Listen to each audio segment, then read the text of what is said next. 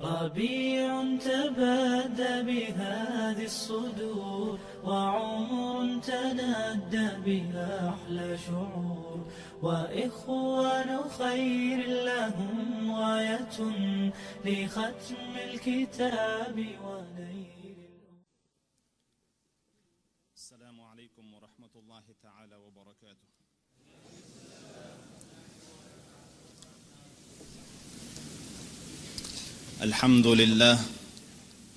الحمد لله العظيم الخبير المتعالي. الحمد لله الذي لا تحجبه ظلمات الليالي. الحمد لله الذي أرسى الجبال العوالي. سبحانه من إله عظيم يغفر الذنوب ولا يبالي. لا إله إلا الله، بها نحيا وبها نموت وبها نلقى الله وبها نوالي.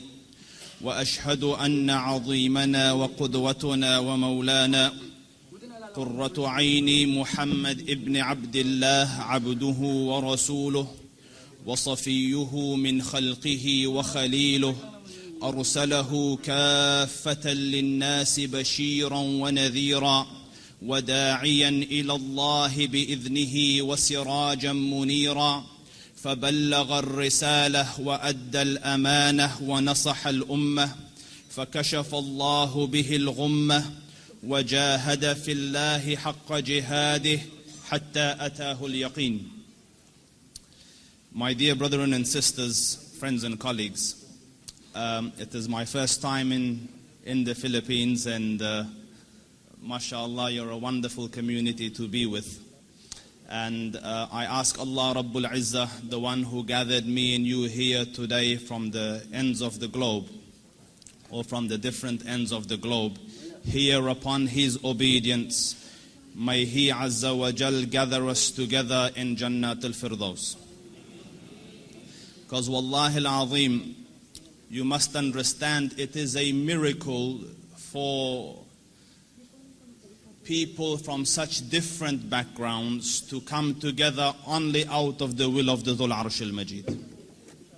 Otherwise, I don't know you. I don't. You're from the Philippines. I am from Afghanistan. The only thing that joins me together with you is the deen of Muhammad. And may Allah Rabbul Izzah out of this deen of Muhammad join us together in Firdaus al-A'la. And the Arabs say it beautifully, you know. They say, أحزان قلبي لا تزول. The agonies of my heart will persist. حتى أبشر بالقبول. Until I am given the glad tidings of acceptance. وأرى كتابي باليمين, and I see my book in my right. وتقر عيني بالرسول, and my eyes rest on the Prophet. So may Allah Rabbul Izzah, as He gathered me and you here tonight, may He gather us again in Jannat al-Firdaus, and may He give us out of His mercy, although we are undeserving of it, the companionship of the Prophet in the sight of our Lord. Say Ameen, Muslims. And I do wish to thank tonight, before I start, the wonderful organization that is the Connect Institute, and with these Connecting Pearls conferences. You will really find, and I say this lillah, wallahi lillah, you will really find people as committed, as dedicated, as attentive to detail, as wholesome as these individuals. Wallahi, I came to my hotel and the team and the brothers were waiting there long before I arrived with their gift packs and their niceties. And not only for me, but for people that came much later than me. And I think Ustaz Wail and Mufti Mink and the other shuyukh arrived later from the other event. May Allah Rabbul Izzah bring it in front of you in the day where nothing avails you but the mercy of Allah Rabbul Izzah. Our topic today, my dear brethren and sisters, is the story of a great civilization. a great civilization. If I say it is the story of the giants of the human nation, it would not be an extravagant claim. The Quran says, وَزَادَكُمْ فِي الْخَلْقِ بَسْطَةً. So this people, this nation came after Nuh alayhi salam. So you know the story, you've heard it. Allah Rabbul Izzah destroyed the people of Nuh.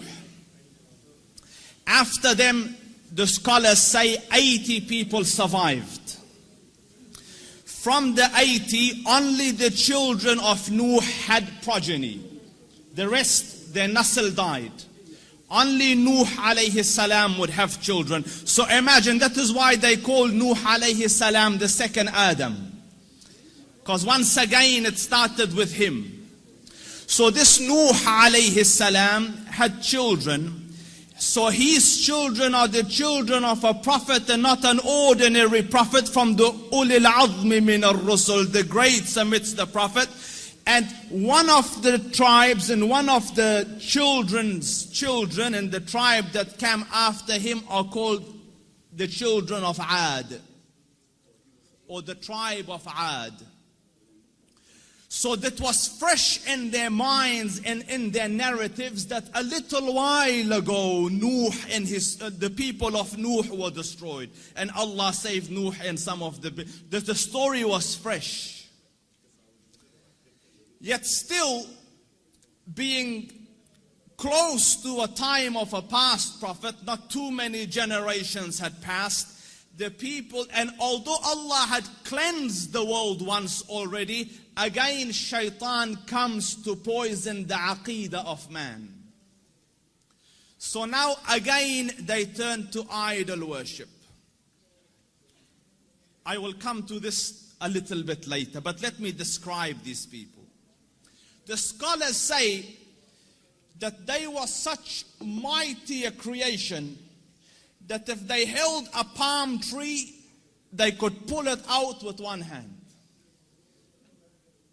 Mighty creation. And Allah Himself, His Creator, says, التي لم يخلق مثلها في البلاد. A creation the like of which was not created on the lands.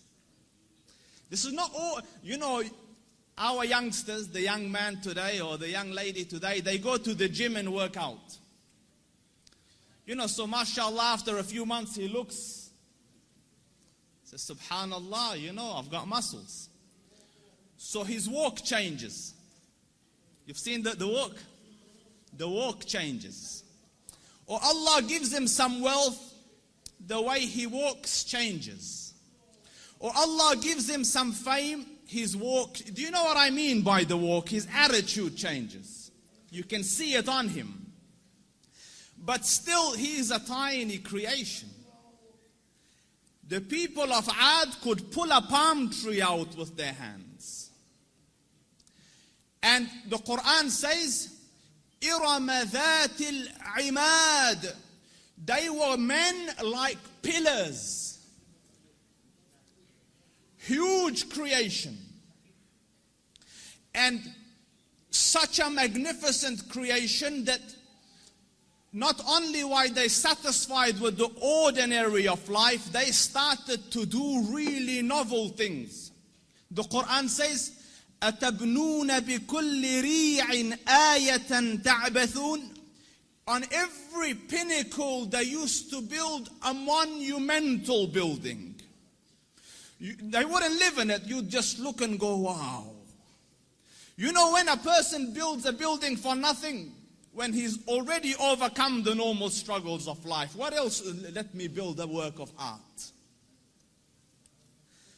And you would think if a person is big and mighty, he would be dumb and clumsy, with all due respect. This is just, you know, you would think he's big. The people of Ad were advanced in civilization. The Quran says, you will take industry, لَعَلَّكُمْ تَخْلُدُونَ.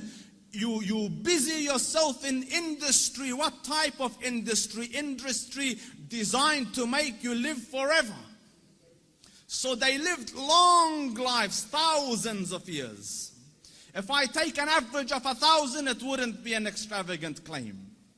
So can you imagine a person living to 1,000 and multiple wives and how many kids and Allah blessed them, and the Prophet tells them, and He gave you livestock and children, abundance, and you would think if a person has a lot of children, then he has financial problems. Allah Rabbul Izzah says, and I gave you gardens and water to come out of it.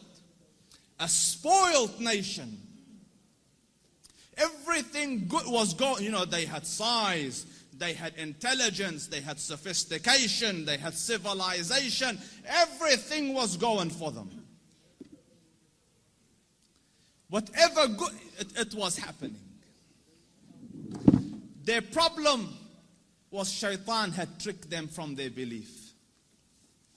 And you want to see temperament. You know, what would his attitude be like? The Quran says, وَإِذَا بَطَشْتُمْ بَطَشْتُمْ جَبَّارِينَ. And when you come into conflict and confrontation, you annihilate your enemies. They wouldn't just beat them, they were excessive in killing. Like if you opposed and a war broke out between you and Ad, they would make sure that not you and your progeny ever raise their head again. وَإِذَا بَطَشْتُمْ بَطَشْتُمْ جَبَّارِينَ. To this people, Allah sent a messenger. قال تعالى وَإِلَىٰ عَادٍ أَخَاهُمْ هُودًا. And to the people of Ad, we sent Hud alayhi salam. I want to just stop there for one sec to link to the talk that happened previously.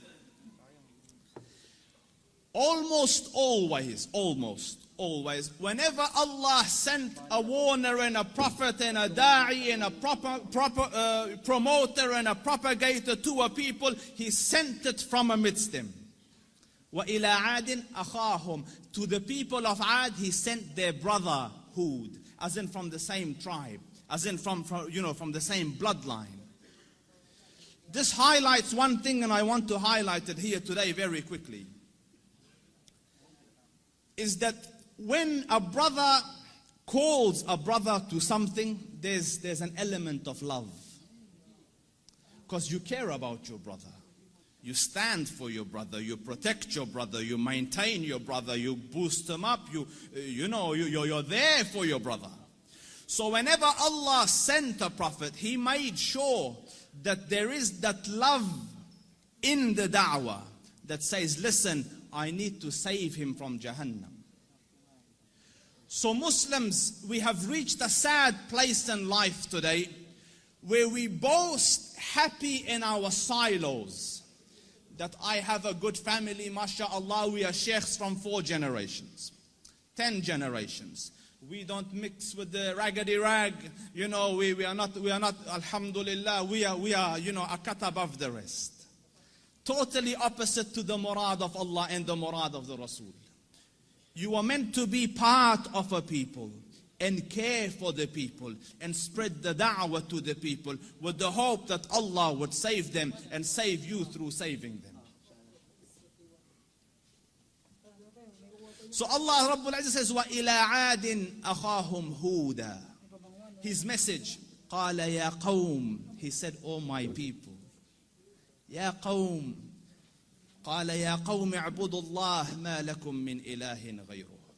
O my people, worship Allah alone. Besides Him, there is no being worth worshipping. I am sure you have heard it all day long, but I want to stress this just a little bit more.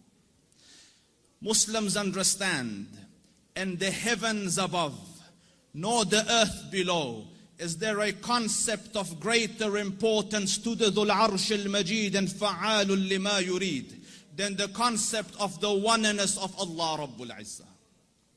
He Azza wa Jal sent 124,000 messengers.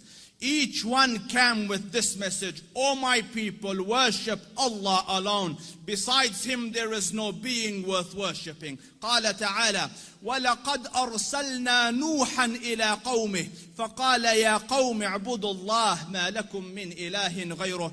From before we sent Nuh alayhi salam his message: O my people, worship Allah alone. Besides Him there is no being worth worshipping. وَإِلَىٰ عَادٍ أَخَاهُمْ هُودًا قَالَ يَا قَوْمِ اعْبُدُوا اللَّهَ مَا لَكُم مِّنْ إِلَٰهٍ غَيْرُهُ. To the people of Ad we sent Hud alayhi salam his message: O my people, worship Allah alone. Besides Him there is no being worthy of worship. وَإِلَىٰ ثَمُودَ أَخَاهُمْ صَالِحًا. And to the people of Thamud we sent Salih alayhi salam his message: قَالَ يَا قَوْمِ اعْبُدُوا اللَّهَ مَا لَكُم مِّنْ إِلَٰهٍ غَيْرُهُ. O my people, worship Allah alone. Besides Him there is no being worthy of worship. وَإِلَىٰ مَدْيَنَ أَخَاهُمْ شُعَيْبًا. And to the people of Madian we sent Shu'aib alayhi salam his message: قَالَ يَا قَوْمِ اعْبُدُوا اللَّهَ مَا لَكُم مِّنْ إِلَٰهٍ غَيْرُهُ. O my people, worship Allah alone. Besides Him there is no being worth worshipping. Allah Rabbul Izzah sent Musa alayhi salam, and in part gave him the 10 commandments. And the first of the 10 commandments, and understand this, in the Semitic cultures, the first means the most important of the 10 commandments. In the Hebrew, the Shema Isra'ilu Adna'i Luhaynu Adna'i Echad. Hear, O Israel, that the Lord thy God, the Lord is one. 13 centuries after Musa alayhi salam, Isa came. They asked him in the book of Matthew: Master, Rabbi, which is the first of the 10 commandments? He answered word for word the word of Musa: Shema, hear, O Israel, that the Lord thy God, the Lord is one.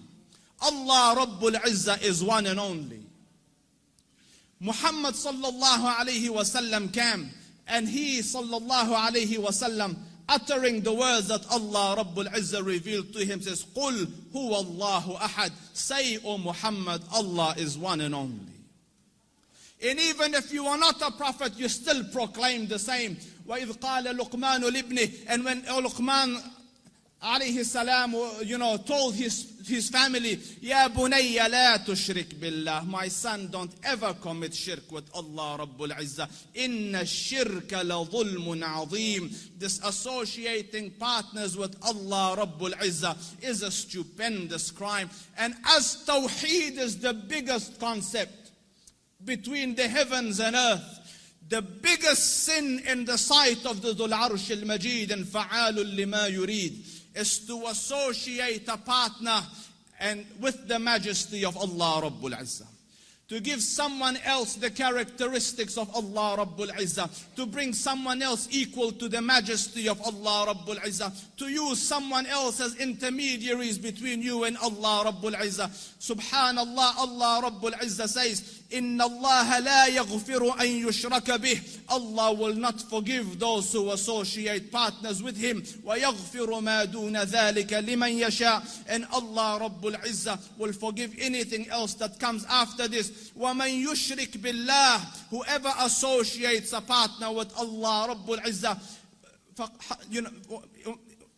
فَقَدْ حَرَّمْتُ عَلَيْهِ الْجَنَّةِ وَمَأْوَاهُ النَّارِ. Allah makes Jannah haram for him, and his abode will be Jahannam. So understand, dear Muslims, that the most important topic now, yesterday, and tomorrow, and forever is to make sure that you know who your Lord is, so that you don't get murky and confused and lost in your aqeedah, in your belief.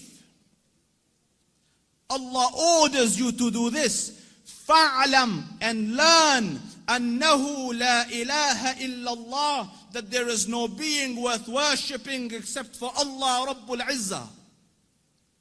Learn the oneness of Allah. Learn the attributes of Allah. Learn the qualities of Allah. Understand who your Lord is. For too long we have been, there's been confusion in the ummah about their Lord. For too long they've gone to graves asking for help. For too long they've given the majesty, the attributes of the Dhul Arsh al-Majid to others. For too long he has feared other than Allah Rabbul Izzah. And listen to me Muslims, When you become a muwahhid, when you understand who your Lord is, and who you worship, and who's on your side, as in Allah Allah will free you from the shackles of this world. Right now you're afraid of your boss and of every man. He will cut my wage, he will do this, he will do that. You live a life of fear. And you become a muwahhid and you realize, Inna Allah huwa ar-razzaqu dhul quwwati al-mateen. Allah is the provider. But you say, Ustaz, but I get my money from my job, whether it's institution or whether it's an organization or school, whatever. I get it from him. I want to give you an example, Muslims. Imagine you're traveling somewhere, and me and you are friends. And then you had some problem, a difficulty comes, so you give me a call, you say, listen, Ustaz, I'm in a bit of a mess. Can you send me some money? I say, Akhi, give me your account details, I will transfer, go pick it up from the ATM. So you go, you type in your key, the money comes from an ATM machine. It would be wrong for you to start kissing the ATM machine and say, thank you, ATM didn't send it, Akhi, I sent you the money. It is wrong for you to think that you get your money from this job. Or no, Allah is the one who sent it. Whichever ATM he uses is his prerogative. Ar-Razzaq huwa Allah. Say it to yourself till it becomes part of your belief that my provider is Allah. The one who cures me is Allah. وَرَبُّ الْكَعْبَةِ, the one who cures is Allah. I have seen cases of cancer and the word of Allah cures it. The word of Allah cures it. And I have seen, imagine a room, a family of 6, 7 people. Everyone is down with the same virus. You give them all the same medication. 4 is fixed, 3 is still sick. Who cured and who gave sickness? If it was medication, they should have all been cured. The Shafi is Allah. Your protector is Allah. Understand, if you become a muwahhid, life will look different. I will give you an example. The Rasul is having a siesta, a nap under a tree. The Ashab say it was hot, we were traveling. He rested, he put his sword on a branch. A non-Muslim came, took the sword. And Arab swords are sharp swords. Swords are made for cutting. You know, they used to shave the head of children with the blade, like the very sharp things. Some stories I read from the past, they say if they chucked the handkerchief down and pulled the blade under it, it would cut it. Sharp. So the man took the sharp blade and placed it on the neck of the Rasul. So the Prophet woke up. Can you imagine? Put yourself in the situation. Not a blade on your neck. So the man says, who will save you from me today, O Muhammad? You want to see a muwahhid? Listen to the answer. Allah. Who will save you? Allah. Allah. What silly a question. Of course Allah will save me. You think because you've got, this is not the word of the narration, this is my explanation. You think because you've got a blade in my neck, somehow Allah Rabbul Izzah is not there. Allah will save me. So the man's hand froze and it starts to shake and the blade fell. So the Rasul picked it up, put it on his neck. Says, who will save you from me today? Do you see that once you understand the qudra and the power and you're able to identify the majesty and grandeur of your Lord, you're freed from the shackles and fears of the ordinary men. He is in the Ghar al-Thawr. You know, subhanallah, I told them I would be short, but just tell them he won't. The Ghar al-Thawr, you know, it's a 2-hour climb. I say this when I explain Seerah to my students. I climbed it up when I was halfway there, and alhamdulillah, I'm relatively young. So I looked down, people looked small. And I looked up and there was so much more to go. You know when you feel helpless, and my legs were starting to, my knees were shaking.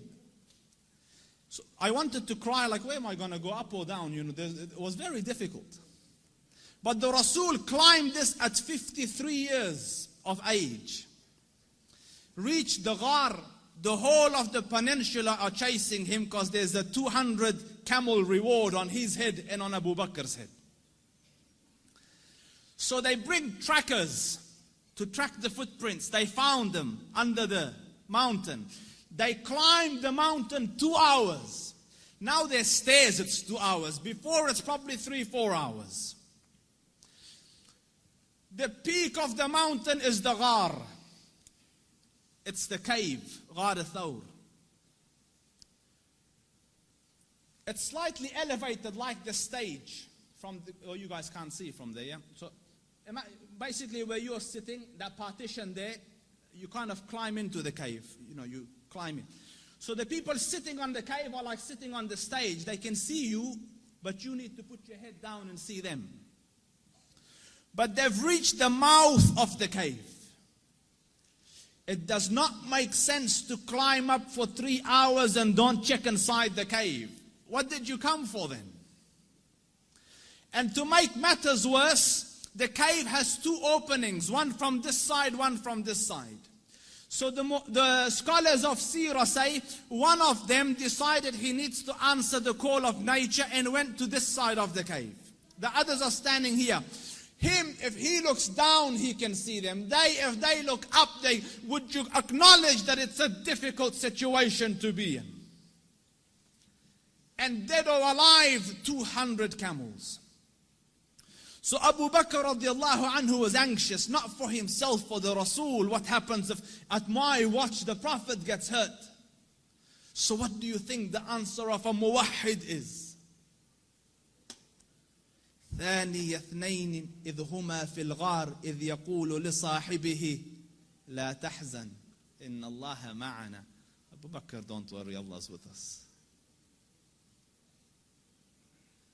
I read stories of the righteous before us falling asleep on battlefield. Think about that. Man cannot sleep in a mansion with the latest bedding, nicest ergonomic setting, and he still needs volume to go to sleep because Allah has taken away peace and tranquility from their lives. And this person in the thick of battle, Allah blesses him with such peace and serenity that he falls asleep on battlefield. Not unconscious, asleep.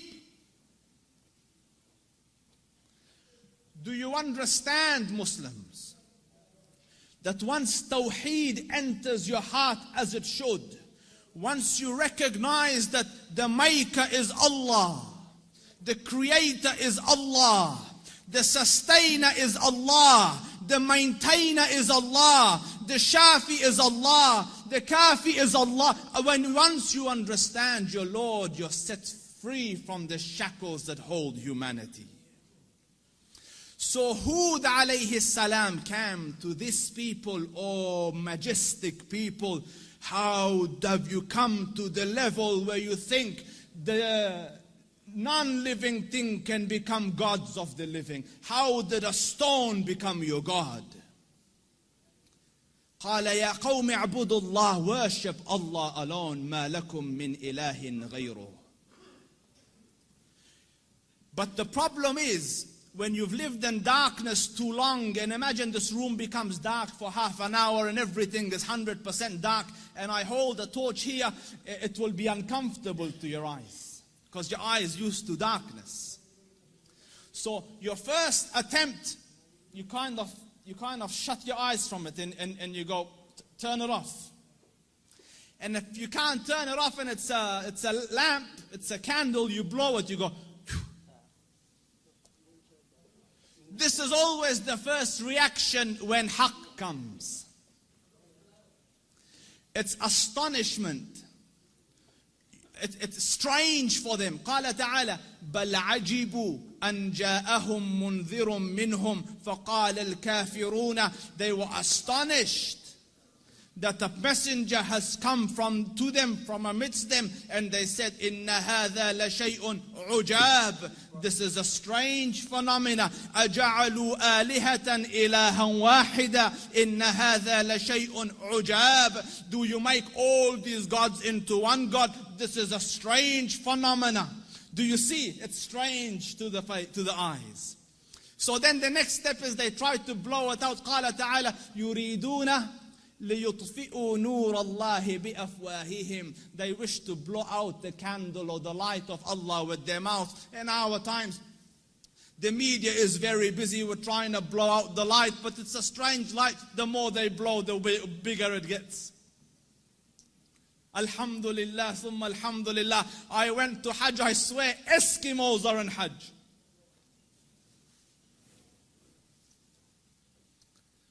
So, they resisted. First with logic, but what logic can meet the logic of the Creator? So then they say, this is a man possessed, but possessed people do not speak like that. So they said, our gods have damaged his head. And all the while, this wonderful prophet of Allah Rabbul Izzah is telling them, oh my people, fear Allah. Oh my people, come to Allah.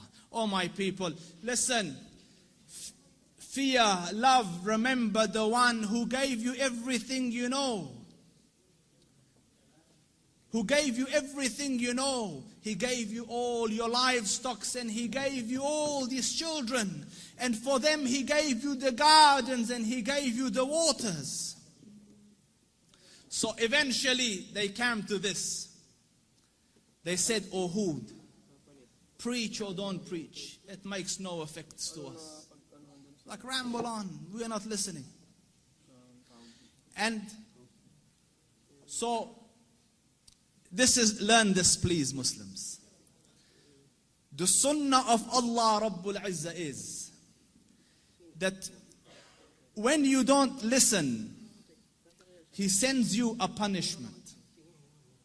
قال تعالى وَلَنُذِيقَنَّهُمْ مِنَ الْعَذَابِ الْأَدْنَى دُونَ الْعَذَابِ الْأَكْبَرِ لَعَلَّهُمْ. So Allah Rabbul Izzah will give you the taste of a small punishment instead of the big one, so that you could turn back to Allah. He puts a little inconvenience in your path. You get a headache. You have a fight. You have a little car accident. You lose, a difficulty comes. It is supposed to jolt you to say, hold on, what am I doing wrong? Our predecessors, if they fell off a donkey, this is here, forget about the predecessors, let's go to the time of the Sahaba. A Sahabi is walking. As he's walking, his eye fell on a lady. So walking, he bumped into the pillar, fell down, his face fell in the dirt. But you see, these are the students of the Rasul. So he didn't pick his face up and pretend nothing's happened and walk away fast as you would see, like a normal Hollywood reaction. He kept his face there. He goes, go call the Rasul. Call the Prophet. Why has this happened? So the Prophet said, you sinned. So Allah Rabbul Izzah put you back in line. Repent and Allah will forgive. Do you understand? And of the Salaf, the huge scholars, when they used to fall off their donkeys, they used to look at the Mus'haf. I did that wrong. That's why Allah dropped me. Introspect at every step of life to say, why is this happening? Don't worry, we have become concentrating on how it's happening. We don't think why it's happening. So we say, the tectonic plates slipped one off the other. It displaced a lot of water. The water came as a tidal wave. It drowned this. Khalas, that's the technical. Why has it happened? Do you not think that way? It's like a father disciplines his son. And the son goes, oh, I know what happened. This muscle contracted. This one extended. It came at this speed. It got me on. Why doesn't he think why it happened? So when a difficulty comes, think why it happened. So the first thing that happened to these people, Allah sent them a drought. When the drought came, the grass died, animals are having problems, they're having problems. So the Prophet told them, oh my people, Ya qawm istaghfiru rabbakum, thumma tubu ilayh. Oh my people, repent to Allah. Make tawbah, ask for forgiveness. Then turn to His path. And Allah will send rain upon you again. And not only that, He will add strength to your strength. وَيَزِدْكُمْ قُوَّةً إِلَىٰ قُوَّتِكُمْ. And Allah will add strength to your strength. So now they reached another level, where the people said, he is just making up stories about Allah. What's this got to do with Allah? What's about God? This is nature and all the rest of it. So the Prophet made a dua. He said, oh my Lord, help me because they're belying me. And at the end of that verse, they said, we will not believe in you. This is confirmed. So belief is finished. Don't think, belief is we will not believe in you. So the Prophet made the dua, oh Allah, help me because they're belying me. So Allah Rabbul Izzah revealed the verse, told His Prophet, in a little while they will regret what they're doing. In a little while. So when drought comes, what do you look for? What do you look for when a drought comes? How does water come? What brings rain? Clouds. So they're looking for clouds. Are you guys with me? Are you sure? All right. So they looked at the horizon. And wow, can you imagine for a thirsting people, a black cloud is coming. And black cloud means it's laden with water, it's full of juice. Everything will grow. So when they looked at it, they said, قَالُوا هَذَا عَارِضٌ مُمْطِرُنَا. This is the cloud that will bring us rain. Happy days are coming. Allah said, بَلْ. No. وَمَا اسْتَعْجَلْتُمْ بِهِ. This is what you were asking for. رِيحٌ فِيهَا عَذَابٌ أَلِيمٌ. A storm in which there is a severe punishment. And I watched, as part of my research, footage of tornadoes and hurricanes and bad winds. And I say this, I was watching satellite images and the hair on my spine was standing. As it gathers up in the command of its Lord, growing energetic and strong, carrying up with it coolness and water and a tunnel of air gushing from the middle of it. And that tornado comes and it just strikes the land for a few minutes and goes. And in that few minutes it tears it apart. You see houses fly. The wooden ones, not the concrete ones, because you think Ustaz is exaggerating. And you see animals, livestock in the wind. But it's just a moment. And I have been not in storms, in dark clouds. And I saw traffic pull to the side and just stop because they were scared of the darkness alone. I can't feel this because I try to feel a story when I'm talking. But Allah Rabbul Izzah says, وَأَمَّا عَادٍ, and as for the people of Ad, we sent upon them the wind, رِيحًا صَرْصَرًا عَاتِيَةً, a cold, hollowing, screaming wind. سخرها عليهم 7 ليال و8 أيام حسوما.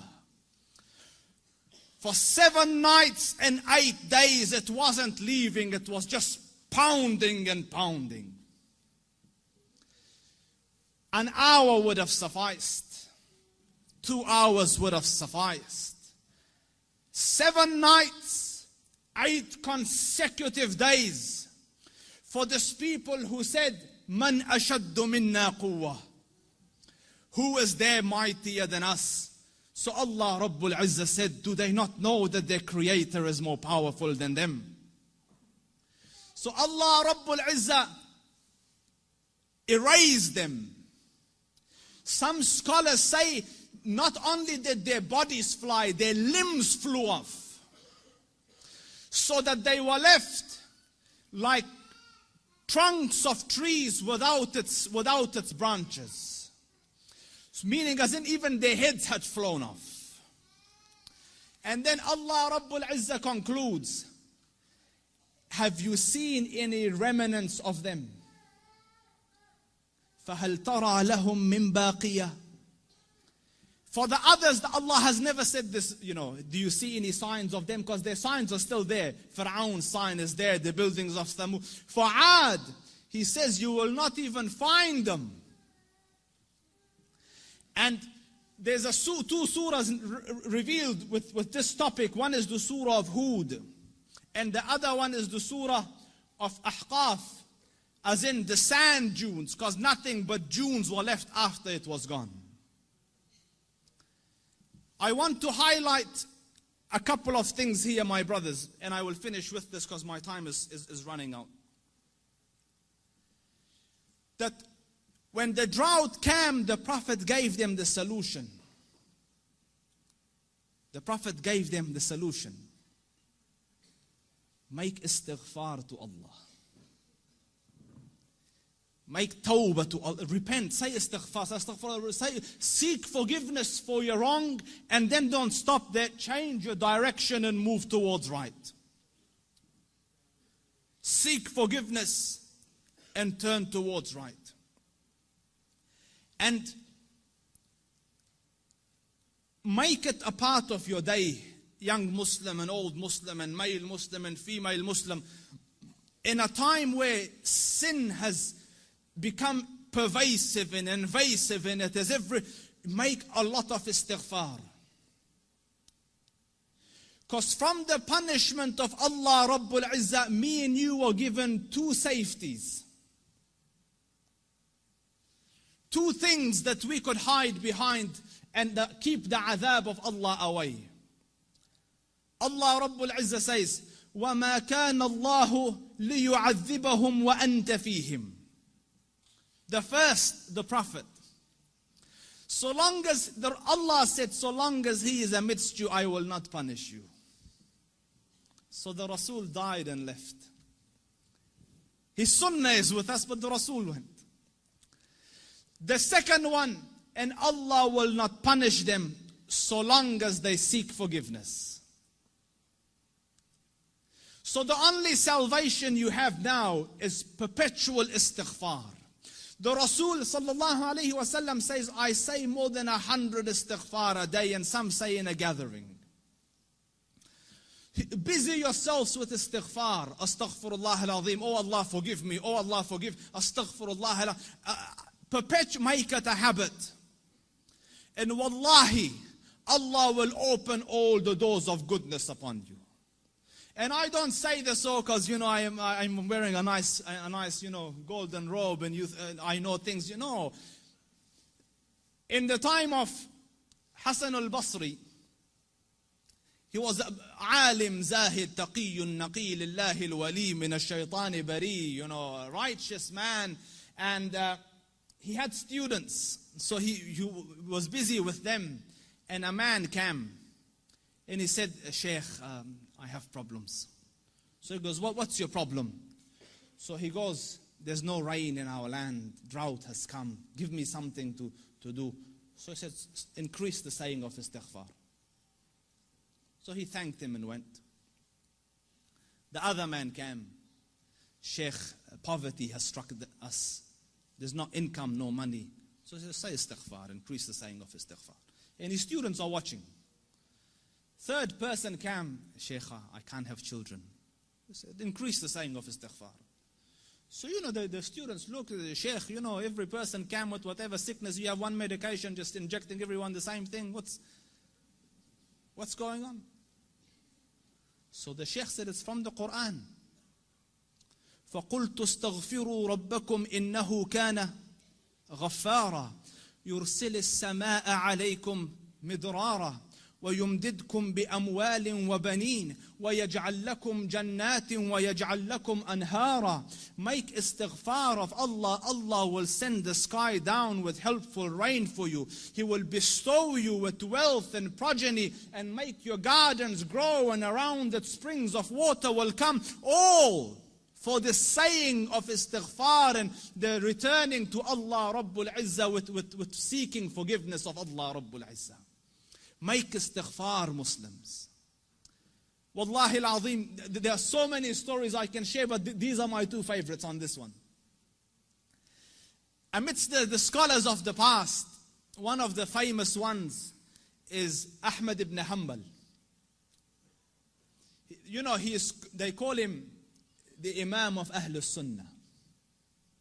And such a giant of an Imam, some of the people in his madhab say that no one served the religion after Abu Bakr radiallahu anhu more than Ahmad ibn Hanbal. Because just in the days of Mihna, for years he took imprisonment and house arrest, but he would not budge on his stance on the deen.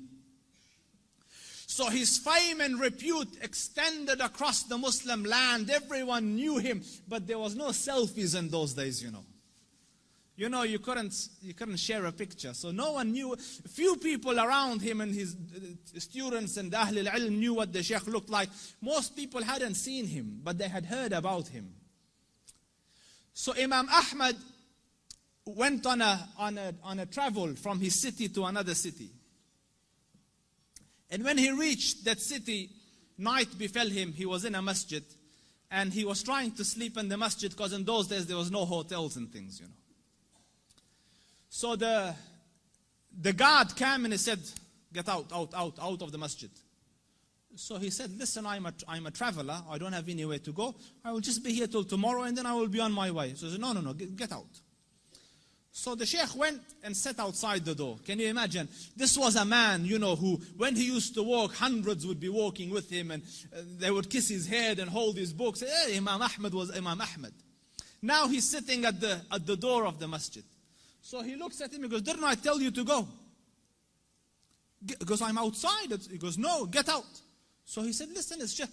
So he said he held the Imam from his leg and dragged him onto the street. Imam Ahmad. So, and the Sheikh, subhanallah, and when he's landed in the middle of the road, across the road was a baker. The one that makes bread. So the baker saw him and he goes, listen, he sees in him signs of piety and taqwa. So he goes, come here and sleep in my bakery, and I am making the dough all night and fixing the bread, because people will come at Fajr to buy, but you sleep here as I'm doing my work. So the Imam thanked him and went and laid down, but he's watching him, that every time he makes the dough, he says, astaghfirullah, astaghfirullah, astaghfirullah. And as he's making astaghfirullah, astaghfirullah. So all night he saw this man, istighfar, istighfar, istighfar. So he went to him, he goes, for how long have you been on this practice? For how long have you been practicing this? So he said, for a long time now. I'll be perfectly on time. So he said, for how long? He said, for a long time. So he goes, have you seen any benefits? Because no one can be so consistent and perpetual on dhikr and on istighfar and Allah not grant him some favor. So he goes, I've realized that whatever dua I ask, Allah grants me, except for one dua that he hasn't accepted. So he said, what dua was this? He said, I prayed that, Ya Rab, let me see Imam Ahmad ibn Hanbal, and so far I haven't seen him. So the Shaykh said, he goes, Subhanallah, he dragged me by my feet to come into your bakery, simply because, imagine, out of my city into his house, out of his house when I was refusing, dragged me by my feet so that I could come and answer to your dua. فَقُلْتُ اسْتَغْفِرُوا رَبَّكُمْ إِنَّهُ كَانَ غَفَّارًا يُرْسِلِ السَّمَاءَ عَلَيْكُمْ مِدْرَارًا وَيُمْدِدْكُمْ بِأَمْوَالٍ وَبَنِينَ وَيَجْعَلْ لَكُمْ جَنَّاتٍ وَيَجْعَلْ لَكُمْ أَنْهَارًا. My dear brothers, turn to Allah Rabbul Izzah. Wallahi, I don't say this as a nice to say, but all of the problems to all your answers is Allah Rabbul Izzah. Your refuge from every difficulty is Allah Rabbul Izzah. Turn to Him Wallahi, turn once to Allah Rabbul Izzah, and you will find your Lord more merciful and more accommodating and more accepting than the kindest of the kind of this world. And my dear brothers, this is my last with you. In a few hours I fly back home. Pray for your brother, and may Allah Rabbul Izzah protect you, guide you and guard you and have mercy upon you. فَقُلْتُ مَا قُلْتُ إِن تَكُ حَسَنَةً فَمِنَ اللَّهِ وَإِن تَكُ سَيِّئَةً فَمِن نَفْسِي وَالشَّيْطَانِ وَالسَّلَامُ عَلَيْكُمْ وَرَحْمَةُ اللَّهِ تَعَالَى وَبَرَكَاتُهُ. اقرأ كتاب الله ترق جنانه وتنل عظيم الأجر